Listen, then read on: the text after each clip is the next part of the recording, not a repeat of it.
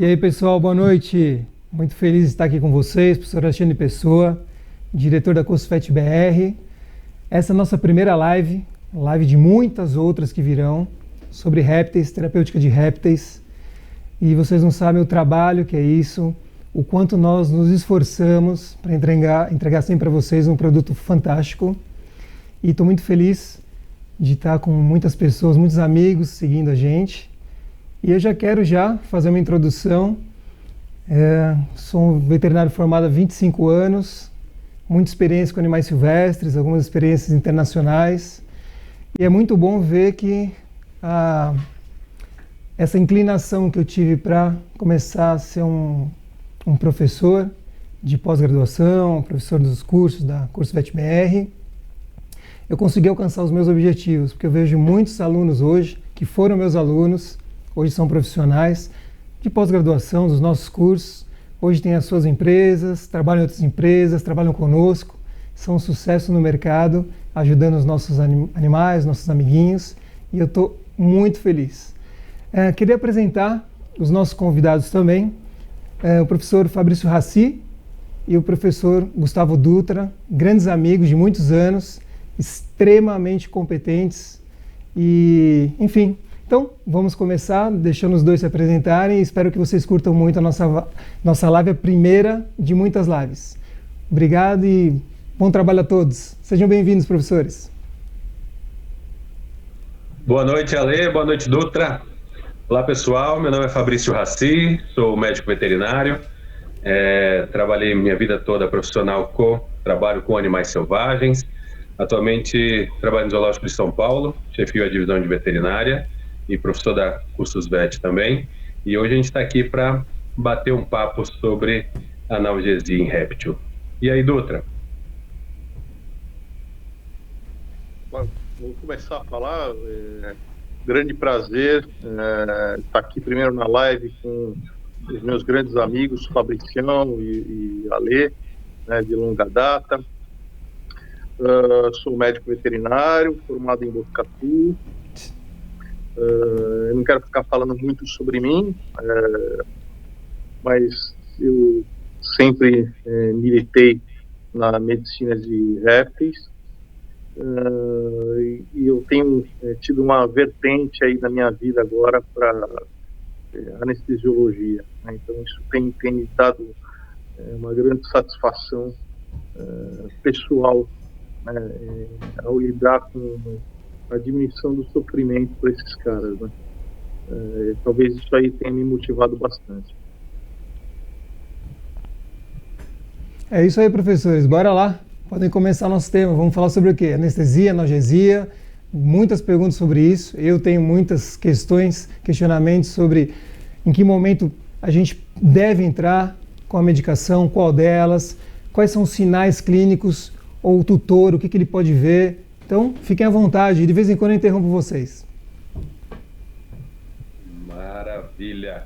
Ô, Dutra, eu acho que o mais importante nesse bate-papo, mesmo porque é um bate-papo, né, curto, né, não se compara a um curso, né, eu acho que a gente começar do princípio, né, da identificação dos pacientes, né, no caso dos répteis. O que seria uma identificação de dor nesses animais? Fala para mim qual é a tua percepção inicial, vamos bater um papo e aí a gente vai conversando. Eu queria pontuar historicamente, né, no começo da década de 2000, houve um trabalho bem interessante para quem trabalha, né, com anestesia, um trabalho de Reed de 2004, que ele fazia uma enquete, né, um questionário dos veterinários norte-americanos sobre a percepção da dor nos pacientes que eles atendem, né? A gente tem que entender também que a sociedade norte-americana ela está muito mais habituada a ter o réptil como pet, né, do que a nossa, né? Então, assim, se temos uma criação de répteis hoje no Brasil, ela está no mínimo há 20, 30 anos defasada em termos de estrutura do que estava a americana. Isso sem dúvida alguma, né? Então, mesmo lá naquele país onde 300 e pouco, de 1.000 veterinários contactados, né, 300 e poucos veterinários responderam aquele questionário, quase que 90% deles tinham uma noção de que o réptil tinha dor, né, que os répteis sentem dor, né. No entanto, muito pouco desse número expressivo, né, dos veterinários que sabiam que o réptil tinha dor, efetivamente controlavam essa dor, né? E eu não digo nem de forma adequada, mas fazia uso de tipo de analgésico, né, no pós-cirúrgico ou no seu animal internado na sua clínica, no seu estabelecimento hospitalar.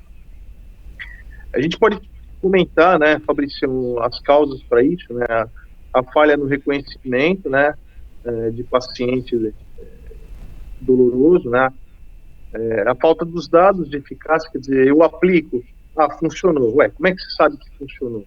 Você aplicou um analgésico, como é que você sabe que funcionou? A grande preocupação do veterinário com os efeitos adversos, né, de um possível inflamação esteroidal, um efeito gastrointestinal, um efeito em termos de função renal, né? Isso é bastante desconhecido, né, do ponto de vista. A quantidade infinitamente parca, né, de estudos de farmacocinética, né, de drogas usadas como analgésicos para esses animais, né? A gente efetivamente tem muito pouco estudo farmacocinético indicando, olha, esse fármaco ao ser aplicado numa via, ele tem essa distribuição, ele tem esse tipo de metabolismo e essa excreção em tantas horas, né?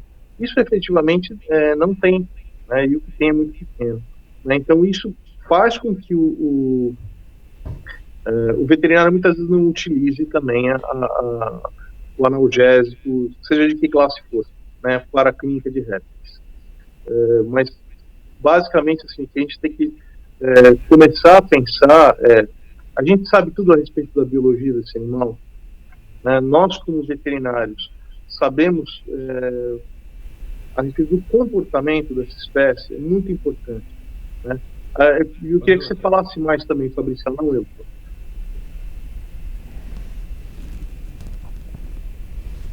Eu acho que é um ponto que, voltando desde o que você começou a falar do estudo, porque é muito prático qualquer técnico fazer uma leitura, uma pesquisa relacionada à dor em réptil e encontrar lá a parte anatômica, fisiológica, citando que existem os receptores, citando esse arcabouço relacionado aos estímulos nossos. A partir daí, o veterinário consegue entender que os répteis sentem dor. Agora, sim, identificar o sentimento de dor do animal pelo técnico, isso é a percepção que ela é mais complicada, né? Por isso que eu acho que encaixa exatamente nessa pesquisa que você falou. Sabia, se você não olha com muito critério, não olha com muito detalhe as que os animais estão demonstrando, realmente você não vai conseguir identificar. Por isso, não identificando, você não está. Pelo menos é o que eu entendi até mesmo desse estudo que foi bem importante naquela década, né? Deixa eu interrompê-los, que queria me desculpar também com todos que estão nos seguindo. Por causa das chuvas, as conexões ficaram difíceis, às vezes a internet falha um pouco, então tenha um pouquinho de paciência que se falhar um pouquinho, a culpa não é nossa, infelizmente acontece. E eu queria também aproveitar, já que vocês estão falando sobre a história, que quando eu me formei em 1995, a gente não sabia nada sobre répteis. E eu tive uma grande interação com eles quando eu fiz estágio no Zoológico de São Paulo. Isso foi em 1997, se eu não me engano. E depois eu fui para a Flórida. E lá eu comecei a entender muito bem o que era um réptil, o quanto eles estavam adiantados realmente, os americanos, foi o que o Dutra falou. Eles realmente são uma potência. Tive essa oportunidade de aprender bastante. E de lá eu comecei a entender, a perceber alguns sinais que diziam para mim, esse animal possivelmente ele não tem só isso, esse animal está com dor. Então se vocês puderem falar um pouquinho sobre isso, Hoje é de vocês, professores. Vai lá, Fabrício. Vai lá, Dutra. Então tá bom. Isso é uma realidade, né? Esse reconhecimento de que o animal ele tem alguma alteração, né? Tem que passar pelo conhecimento da biologia do animal, tem que passar pelo conhecimento do comportamento do animal, né? Eu só queria lembrar algumas coisas interessantes, né? Não sei se todos sabem como são desenvolvidos alguns estudos farmacocinéticos, não as farmacocinéticos, os estudos direcionados à avaliação de dor, né? Então, tem alguns modelos experimentais que são bastante clássicos, né? Que é o estímulo antinociceptivo térmico, né? Se coloca o animal numa placa, né? Uma placa que emite um feixe infravermelho que aquece a uma temperatura não letal, não nociva, né? Para o animal, que não cause lesão, mas que esquente a pata, incomode e é entendido como estimular receptores térmicos, né?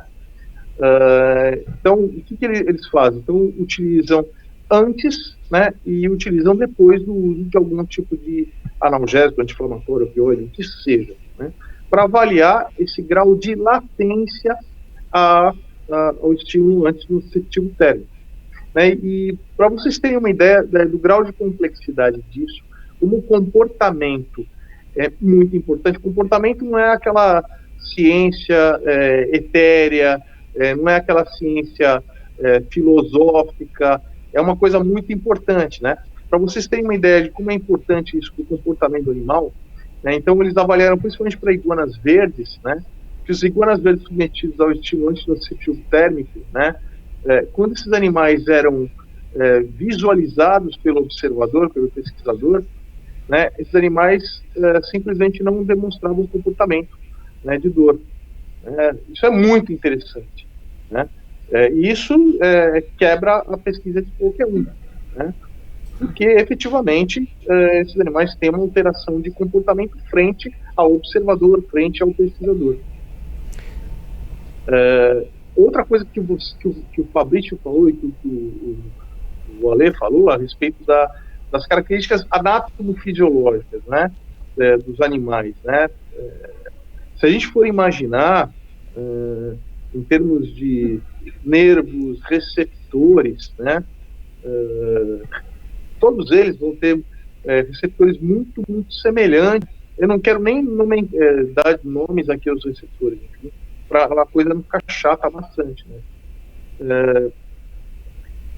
O que a gente precisa entender é esses animais eles vão expressar esses receptores, né? Efetivamente, eles serão importantes, né? A expressão desses receptores vão ser importantes até do ponto de vista filogenético. Será que é importante, por exemplo, para um réptil aquático, lacustre, expressar, né, um receptor térmico na água, né? Qual que é a função disso para esse animal? Então, será que ele responde, né, ou a gente está avaliando errado, né, avaliando a dor de forma errada?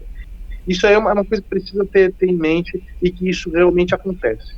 Professor, para passar a bola para o Raci, eu acho que tem tudo a ver, porque eu percebi por muitos e muitos anos na rotina clínica que pacientes répteis que já vinham de gerações com seus tutores, ou criados ou mantidos como pet, eram animais que expressavam de uma maneira totalmente diferente, e você falou só de estar na presença de alguém, mas eu digo até mais, que animais que já são criados há muito tempo, e os seus filhos vêm sendo criados, eles têm uma resposta totalmente diferente daquele animal que começou uma criação, que não tem muito contato, é um animal que não tem uma interação, ou não reage muito bem na presença do ser humano. Então, às vezes, ele tem um sinal que você fala, será que ele está com medo? Será que ele está à vontade? Será que ele está com dor? O que você acha disso, professor? Esse ponto, voltando, desde quando o Dutra começou a falar, bota a gente literalmente no mato sem cachorro, né, em alguns momentos. porque a gente sempre trabalha comparando as classes animais, né? Quando a gente compara com um mamífero ou com uma ave que tem um poder de demonstrar, agora respeitando, lógico, os limites, que existem grupos que são bem específicos e que não demonstram tanto, mas, de um modo geral, demonstram muito facilmente, né? Alguma mudança de comportamento, alguma percepção de dor, algum mal-estar. Para o réptil isso não acontece com tanta facilidade, ou, principalmente, pode ser mascarado, como foi dito.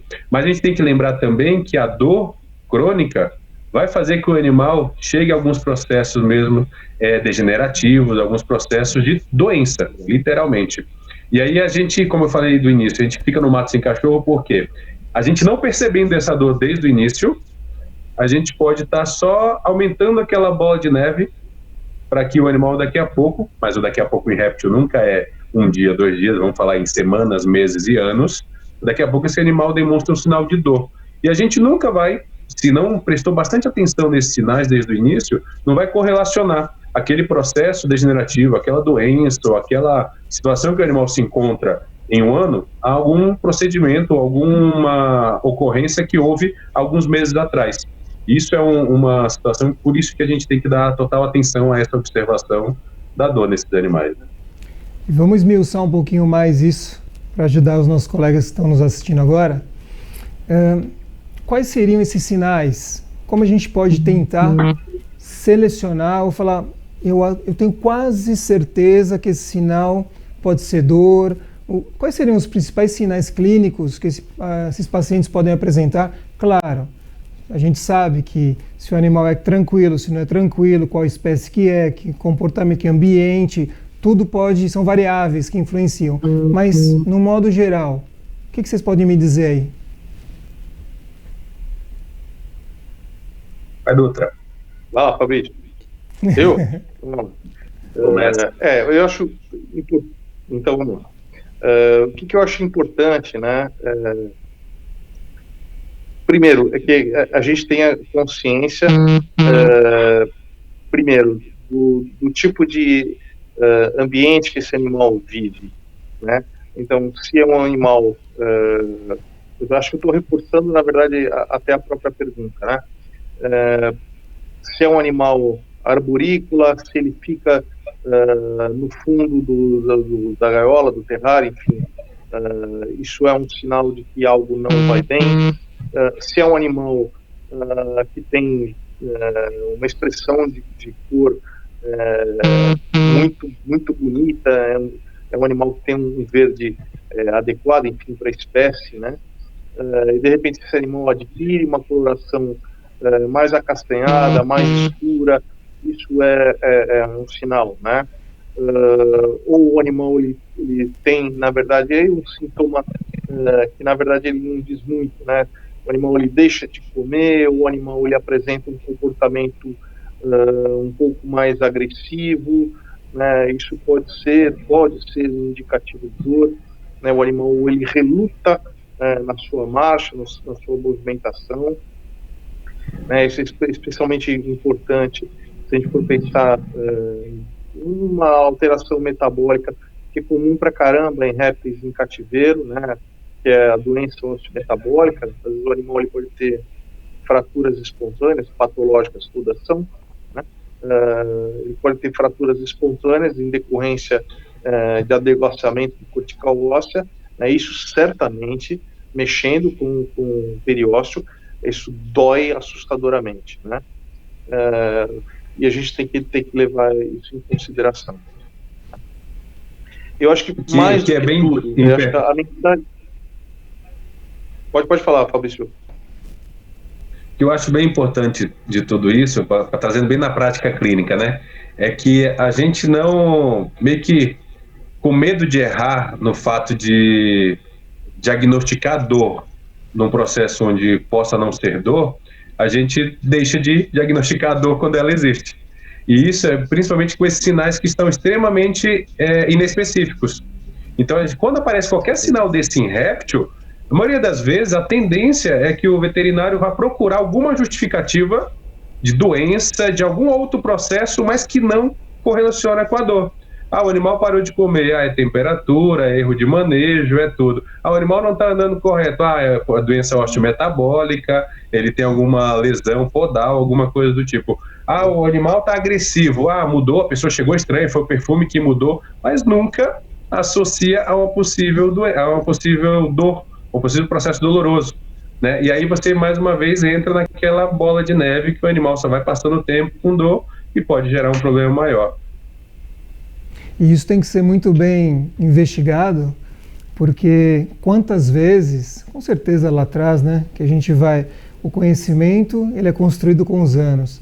Quantas vezes lá atrás eu achava que o animal estava com uma temperatura inadequada, acertava a temperatura, o animal continuava daquela maneira e a gente já entrava com antibiótico, entrava com corticoide, fazia uma lambança toda, a gente nem sabia o que estava fazendo.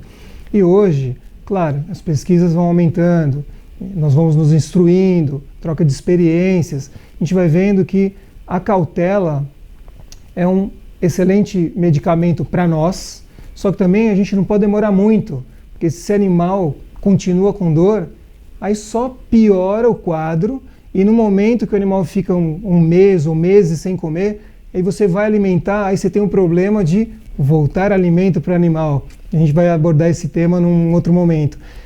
Sem contar a parte renal também, sistema porta-renal. Então o negócio é bem complexo, só que a gente também não pode ser muito afoito ou esperar demais, né, Dutra?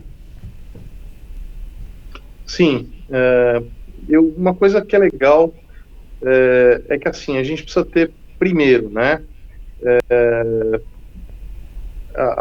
discernimento do que é dor, né, a consciência de dor, a gente tem que ter, e assim, quando a gente tem a consciência de dor, a gente tem um negócio chamado empatia, né? Então, aquilo que dói em mim, dói nele, né? Dói no animal, né? O poeta Hipócrates falava que sedare dolorium opus divino est, né? Então, sedar a dor do outro é divino, né? Diminuir a dor do outro é divino. Então, é muito importante a gente ter esse benefício da dúvida, né? Então, na dúvida, é melhor fazer, né? Se você tem um animal internado no seu ambiente hospitalar, né? A gente, claro, conversando entre colegas, entre veterinários, entre clínicos, paraclínicos, para veterinários, possivelmente para estudantes de veterinária. Então, assim, a gente tem sempre que pensar no benefício da dúvida, né? Então, se o animal está internado, né, ele não tem uma evolução adequada, positiva, como você está falando, Ale, eu acho que vale muito a pena você, utilizar algum fármaco, né, desde que respeitada a possível farmacocinética, né, a farmacodinâmica da droga, do medicamento, para abreviar, aliviar uma possível dor que esse animal tem, né? E é evidentemente que hoje, né, urge, se a gente tem alterações diferentes de comportamento, né, meus amigos, meus veterinários, amigos, meus colegas, se nós temos diferenças de comportamento entre cão, né, uma espécie super comum para a gente, né, o ícone da fisiologia, né, o baluarte da fisiologia para a medicina veterinária, o cão. Se a gente tem diferenças do cão para o felino, doméstico, né, de como ele se comporta na dor, os dois são da mesma ordem, né, ordem carnívora. O que a gente pode pensar de uma classe que tem quase que 8.000 espécies, né, com quelônios, né, festudinos, né, que são formados lá no Triássico, há 200 milhões de anos atrás, né, até os mais, digamos assim, adaptados, evoluídos, né, as serpentes, os crocodilos, né, são mais recentes do ponto de vista filogenético. Então, olha o intervalo, gente, de adaptações filogenéticas aos receptores de dor. A gente precisa ter essa consciência um pouco ecológica mesmo, né, da função da dor, né, para esses animais. Professor, então, assim, às vezes Desculpa, doutor, pode continuar. Pode continuar, desculpa. Às vezes o que funciona numa espécie não funciona na outra. O que funciona para dragão barbado pode não funcionar para cobra do milho. Pode não funciona. Né? E a gente no passado, nós veterinários mais antigos, cheio de pelo branco na cara, né, no rosto, né, já com a barriga saliente, né, achava, funciona numa serpente, vai funcionar numa tartaruga. Né? Lê do engano, velho. Você tem que sentar a bunda na cadeira e estudar. Né? Essa é a realidade. Né? Essa é a realidade, nossa realidade de quem trabalha com esses bichos. E principalmente os estudos farmacocinéticos urgem serem feitos para essas espécies. Professor Raci, antes de passar a bola para ti, eu, falando em idade, né? É bom ainda quem tem cabelo branco, né, Dutra? Né, Raci? Mas eu sou do tempo que nós fazíamos ortopedia e nós não dávamos analgésico para o animal. Porque na nossa cabeça, os professores passavam para nós e nós passávamos, né, propagávamos isso, onde imagina, o animal que fez uma cirurgia ortopédica vai apoiar um membro, vai o pino sair voando, olha só que loucura. Quando eu olho para trás e penso nisso, eu falo, meu Deus, quantos erros eu cometi. Não os cometi porque eu queria, porque né, a gente vem aprendendo, todos nós estamos aprendendo, mas olha como a gente mudou isso. Então nessa dúvida de dar ou não, se acha que o animal tem, eu também acho que tem que medicá-lo, tirar essa dor. E aí, professor Raci, fala um pouquinho para nós aí. Esse é um tema que eu, inclusive, já ia incorporar agora. A gente está falando de identificar no animal, em processos de violência, processos dolorosos, processos negativos. Mas a gente tem que lembrar também da questão analgésica durante o procedimento anestésico. Que isso também é muito ignorado. Muitas pessoas usam fármacos, muitos veterinários usam fármacos que não dão a devida analgesia. E aí, vem um ponto agora que eu vou comentar, mas porque a analgesia é bastante variável de acordo com o grupo de animal, de acordo também com doses. Então, tem gente que se frustra quando pega um bulário, e aí é para se frustrar mesmo, e se frustrar ao ponto de talvez não fazer daquele jeito, de pesquisar de uma forma mais específica, porque se pega alguns fármacos, alguns analgésicos, e diz lá que pode ser utilizado em réptil, já começa daí, de forma geral em réptil, e a dose vai de 1 a 100. Aí você fala, tá, e vai usar qual para esse animal, qual vai ser efetivo? Por isso que é interessante utilizar realmente um estudo específico, buscando a sua espécie, né, a sua espécie alvo. O Dutra acabou de comentar de farmacocinética, farmacodinâmica. Esses dois nomes feios aí que todo mundo vê pela faculdade e esquece depois, eles são extremamente importantes, né, porque no primeiro momento, boa parte dos estudos vão ver só a parte da farmacocinética, onde é o fármaco entrando no organismo. E a farmacodinâmica vai ser como que vai ser essa movimentação, para onde que ele vai, como que é toda a função dele e realmente como que é a ação desse fármaco. O estudo mais básico, que seria a farmacocinética, é o que gere hoje muitos dos bulários. E aquilo ali não está dizendo realmente, não é significativo ao ponto de afirmar que aquele é um fármaco que foi efetivo para controlar a dor de um animal. Não seria esse o estudo, pelo menos de uma forma que a gente está aprendendo cada vez mais. Então, a gente tem que ter um pouquinho de leitura crítica em bulários, em livros que dão dose, a gente tem que ter essa leitura crítica, porque o livro ele foi publicado e tinha que ter algum dado. Então, ele pega um apanhado de dados e põe ali. Se é efetivo ou não, vamos ler com cautela, ver que tipo de estudo, de onde foi a referência, estudar a referência, como eu já falei mais de 2 vezes, procurar pela espécie-alvo que a gente está trabalhando. Isso eu acho que é um ponto bastante importante dessa nossa discussão. Voltando à questão da analgesia anestésica ou transcirúrgica, ela me arrepia bastante quando eu vejo alguns vídeos na internet aí de cirurgias de répteis e o animal está se mexendo como se nada tivesse sido aplicado prévio ao procedimento. O animal está se mexendo e você vê, não, mas aí alguns podem falar, não, mas aquilo ali é relacionado a outros transmissores, tal, pessoal, mas se ele se mexe, ele pode estar também sentindo dor. E na maioria das vezes está correlacionado sim à dor. Então, você vê que não há um controle ou não há uma percepção muito clara de que esses animais estão sentindo dor. Por quê? Primeiro, porque a gente já tinha uma cultura antiga de que réptil não sentia dor. E isso em algum momento foi quebrado, mas não foi quebrado totalmente, infelizmente. Hoje, se você bota um réptil, uma ave e um mamífero na mesa, você faz o mesmo procedimento e os três fazem a mesma reação, a ave e o mamífero vão ser medicados. O réptil vai dizer, não, pode ser que aguente, tá tranquilo, não vai dar nada. E não é assim, né? Vem um pouquinho da empatia que o Dutra comentou. Você tem que lembrar que sim, esses animais vão sentir dor. A forma com que eles vão demonstrar essa dor é diferenciada. Cronicamente, isso também é simples. Não vai ser no dia seguinte ou em 48 horas que ele vai demonstrar o efeito máximo secundário a essa dor, comparado a um mamífero, por exemplo, a uma ave. Mas eu sei que é difícil, mas a gente tem que ir evoluindo, aprendendo também com os próprios casos. Isso é importante. Já que às vezes a gente não encontra uma literatura para a espécie-alvo, vamos trabalhar um pouquinho com os nossos próprios casos. Essa é uma boa sugestão que eu acho que é interessante. Aprender com os próprios casos, ver as reações, ver os efeitos. Isso não é ciência pura e aplicada, mas já é um pequeno aprendizado comparado ao universo que a gente tem aí ainda de conhecimento para ter.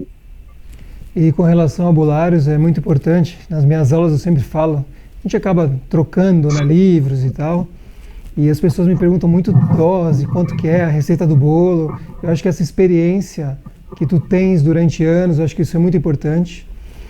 Nós temos doses que são discrepantes de 0,1 até 50, então fica quanto que eu vou usar.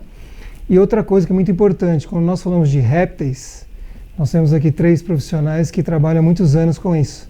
E nós sabemos que uma serpente, dependendo de onde ela tem uma temperatura ótima. Ela vai responder bem essa droga naquela temperatura ótima. Então não adianta nada você pegar um bulário, que a dose são 5 mg por quilo a cada 48 horas, e você deixar o animal a 20 graus. Então você precisa também conhecer muito bem a espécie, além de encontrar livros, artigos que falem daquela relação analgesia com aquela espécie e tentar trabalhar esse ambiente para que o animal consiga dar o melhor dele em prol dele e do seu medicamento.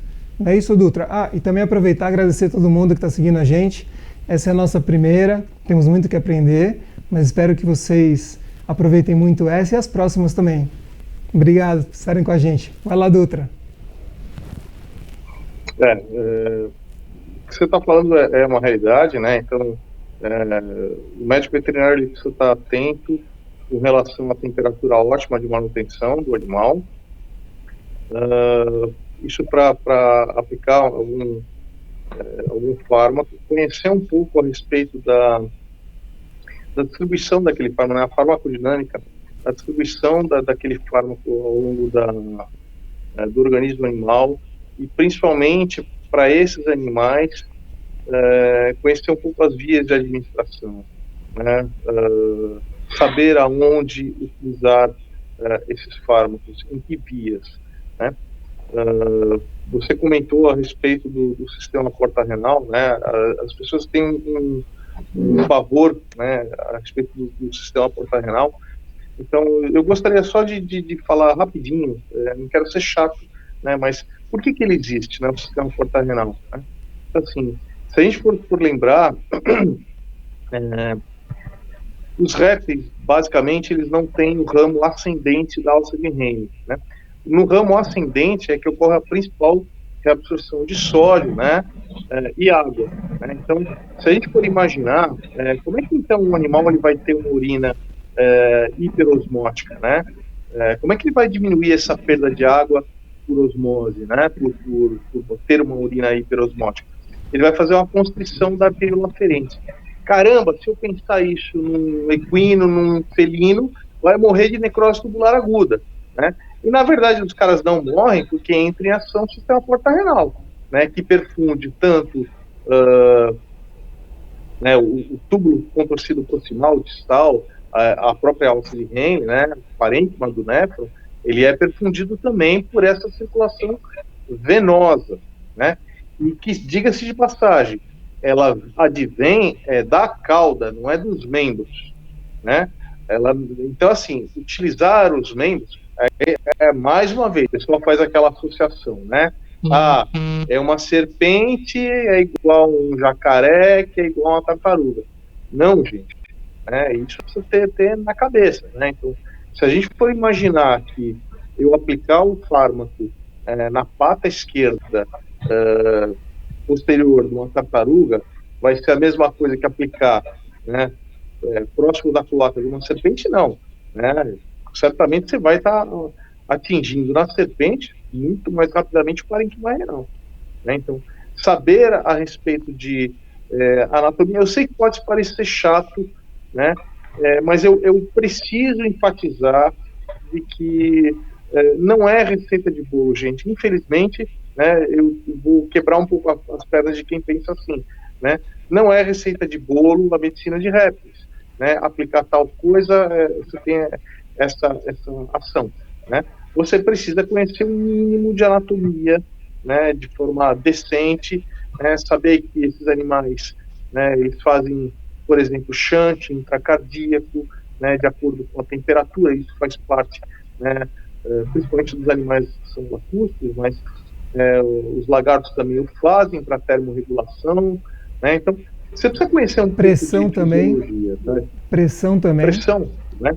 Pressão é muito importante, né? Então, assim, você precisa saber um pouquinho de anatomofisiologia específica, né? Para você entrar com algum fármaco, né?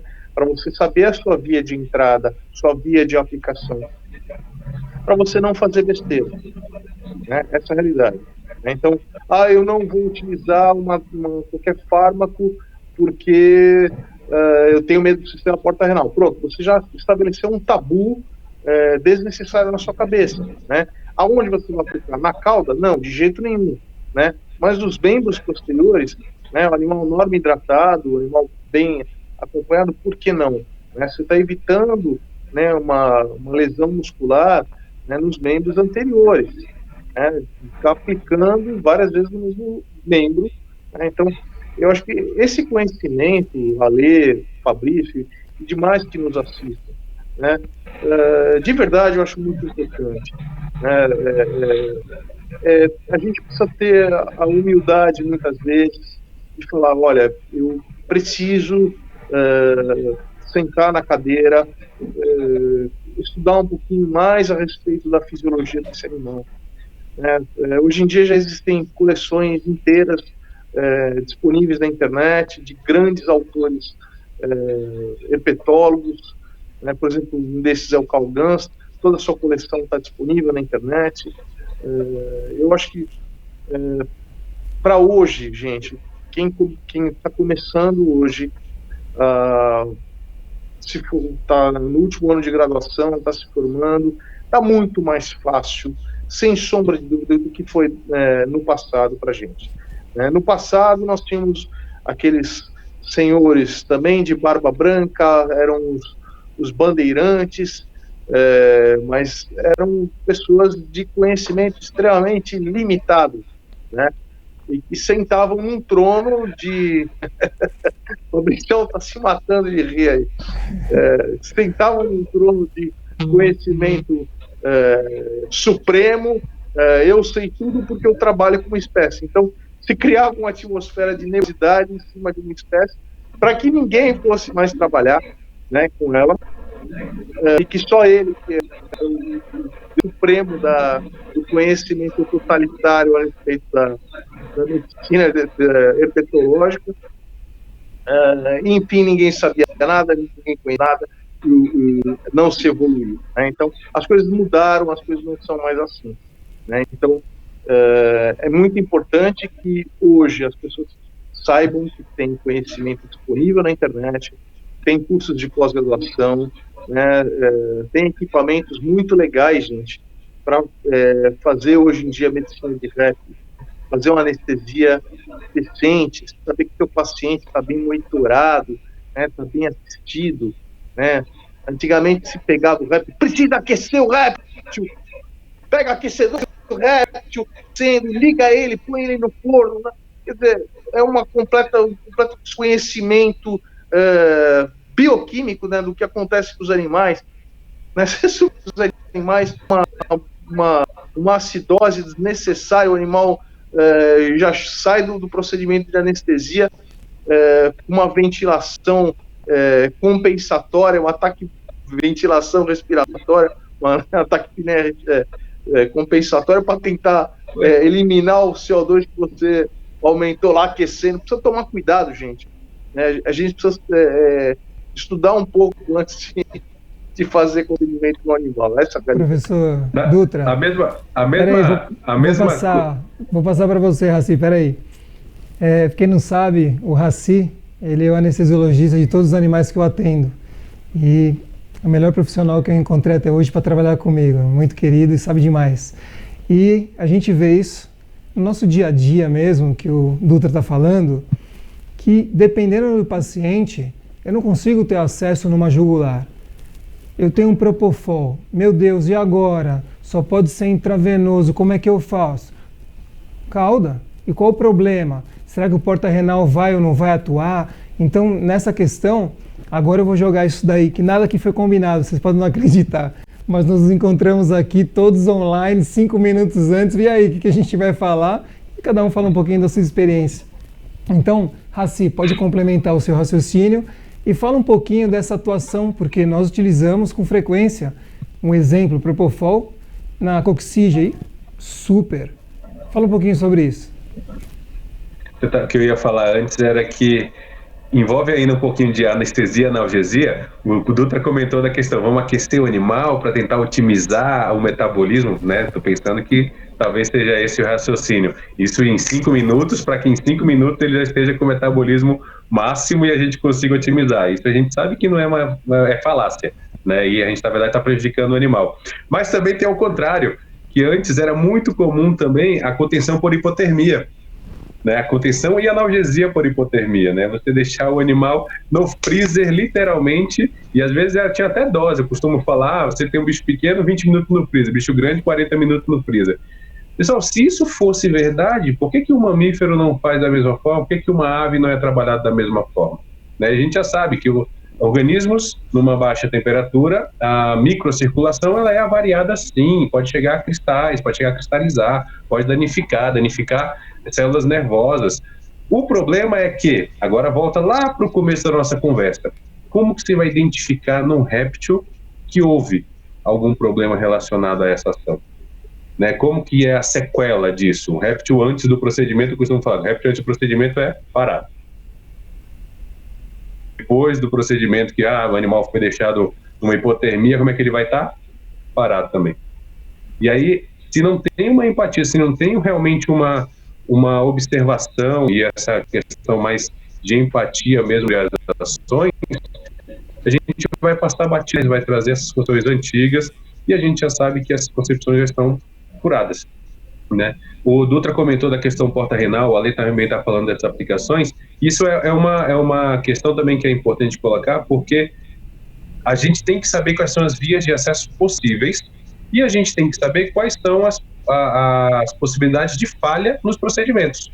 Dutra falou, na cauda você pode ter um risco da circulação porta-renal ter uma atividade muito exacerbada e você ter uma diminuição de efeito. Mas, se ela for a única via, será que é possível de ser utilizada? Aí a critério, eu acredito muito que é critério do profissional, mas sabendo que há uma possibilidade de ter sim esse efeito perdido ou reduzido por conta da circulação porta-renal, depende de qual fármaco que você utilizou. Então, é uma questão também da gente conhecer, não simplesmente de pegar uma receita de bolo e estar fazendo. A gente tem que ter uma decisão em cima de algumas situações que a gente conhece. O animal não tem acesso a nenhum outro vaso, nenhuma outra musculatura, seja o que for. Imaginando uma situação hipotética aqui, a gente pode ver outras que não são tão comuns, embora possa ter algum efeito, alguma sequela que não seja também desejada. Mas a gente pode ter ciência, pode ser uma eleição nossa, ou uma única possibilidade nossa. Professor Raci, antes do Dutra, nós temos só 5 minutinhos, mas o tempo voa. É um assunto que nós podíamos falar aqui por sei lá quantas horas e lamentavelmente 5 minutos, quase 1 hora se foi. Estou vendo algumas perguntas aqui, o pessoal pergunta muito nas minhas aulas também sobre o sistema porta-renal. Raci, será que você pode falar rapidamente, tentar resumir, fazer uma síntese do que é o sistema porta-renal, o que ele vai estar fazendo realmente? Porque o Dutra deu tanta informação, estou vendo que o pessoal está com um pouquinho de dúvida, e aí depois o Dutra pode... O Dutra já deu uma aula sobre isso. Na verdade, se eu falar, vou repetir o que ele falou. que é nada mais para quem não conseguiu pegar essa parte, talvez, que vai ser uma circulação advinda da região mais caudal em direção ao rim para dar um suporte venoso para esse órgão. Sendo que, se você vai utilizar um fármaco nessa região, ao invés de fazer para um retorno diretamente para uma circulação maior, ele vai passar primeiro no rim e pode haver alguns prejuízos por conta dessa passagem. E isso é muito importante, porque os pacientes, quando chegam para a gente, a maioria não chega feliz, saudável, rígido, chega enfermo, desidratado. Então esse animal já tem um problema de uma hipovolemia, um quadro renal, e aí de repente você pega aquele medicamento e manda a dose total, você nem fez uma fluido, nem melhorou a situação desse paciente, você já está arrebentando esse rim que já pode vir um pouquinho arrebentado. Um termo grosseiro, né, Dutra? Isso que você falou é verdade. A assunção de que o paciente venha desidratado é uma coisa que você também tem que ter, né? Por exemplo, os animais que chegam de resgate, de reabilitação, para quem trabalha, né? A gente tem que assumir muitas vezes que esse animal chega assim, desidratado, hipovolêmico, às vezes até hiponatrêmico. É importante você ter essa sugestão para o teu atendimento, sim. E aí, claro... Desculpa. Pode falar, Fabrício. Eu acho que é muito importante essa percepção, né, de, mais uma vez, voltar a observar sinal clínico, a fazer uma boa anamnese, a fazer uma coleta de dados mais fidedigna possível, conhecer o paciente, se possível, conhecer o paciente. Essa é a melhor situação, conhecer o indivíduo, para você ter uma linha ali contínua de ver o que muda, o que não muda. Essa é a melhor situação. E aí você consegue realmente ter fundamentos para decisões de tratamento. Sim. Mas o que vocês falaram é realmente uma coisa que pode acontecer, sim, né?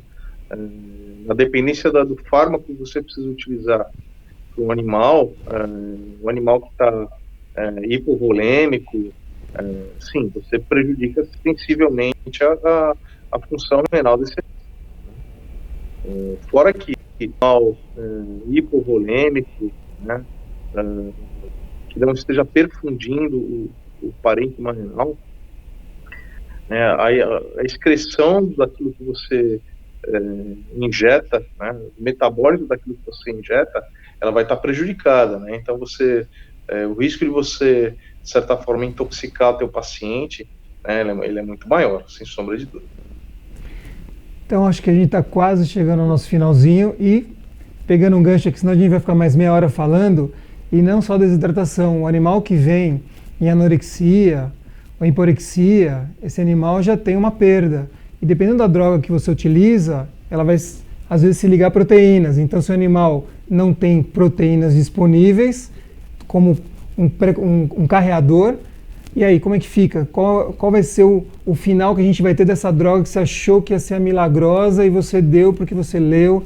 E outra coisa importante, Dutra, o que o Raci falou, né, de conhecer o paciente, não só nós, o tutor, eu acho que ele tem que ser levado com muito respeito, porque ele conhece às vezes o paciente melhor do que ninguém, é o filhinho dele. Então aquela informação, que às vezes uma anamnese mal feita, meio com pressa, a gente está com algum problema na cabeça, aquela informaçãozinha que seria aquele ponto de ligação para a gente fechar já uma suspeita clínica, ela é perdida.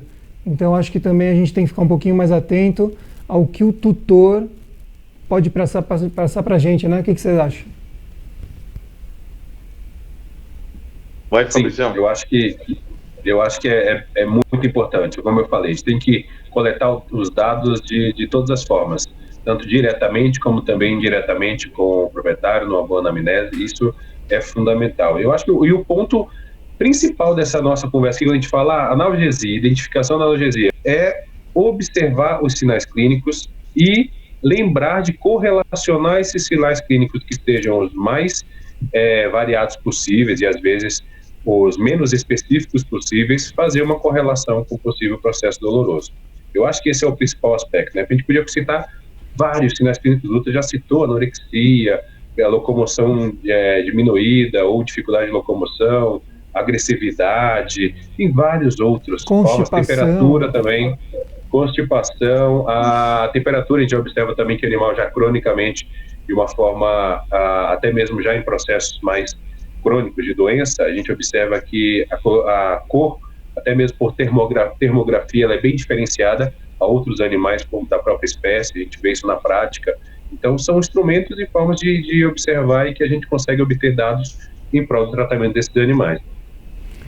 Bom, professores, eu queria agradecer a participação de vocês, o carinho, a nossa amizade. Nos vemos agora em março, no nosso curso de répteis, confirmadíssimo em São Paulo.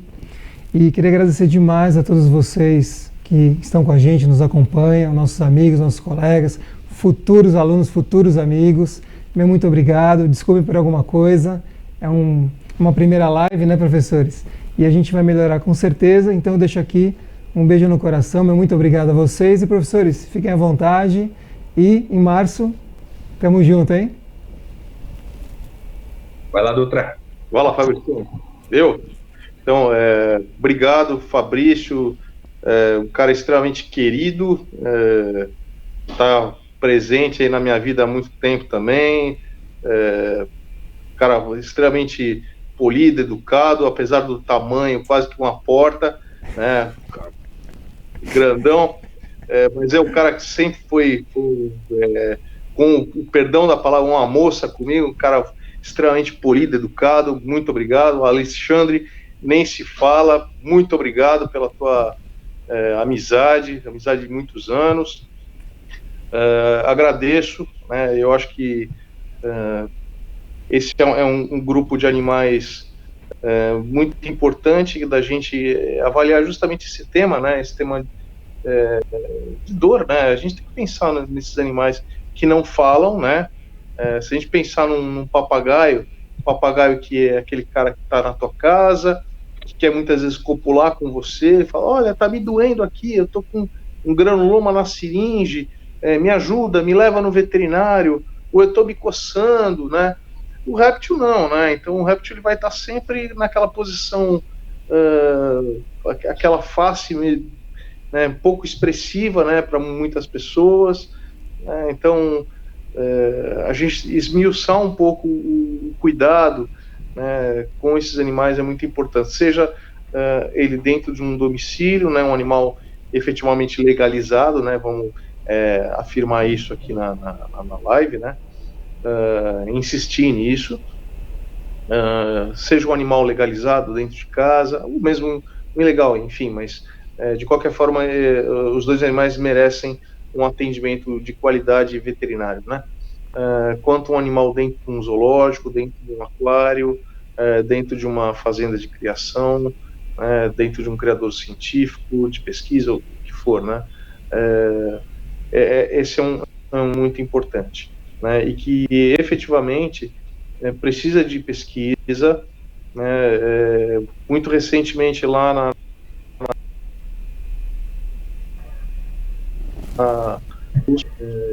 descobriu-se que a morfina tem muita pouca ação, né, muito pouca expressão para os iguanas, então aquelas nossas verdades que a gente assume, às vezes elas caem por terra, né, os muros que a gente constrói.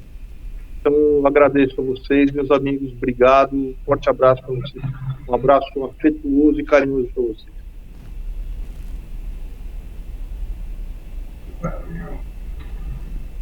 Bom, pode falar você, minha querida porta gigante. Participar. Essa foi. Agora foi, virei uma porta. Mas eu entendi a concepção. Mas, Dutra, foi um prazer participar aqui contigo. Alexandre, obrigado pelo convite. Realmente acho que esse tema é um tema que é muito profundo para a gente discutir. Eu acho que é um tema que vai ser discutido no curso, sem dúvida nenhuma.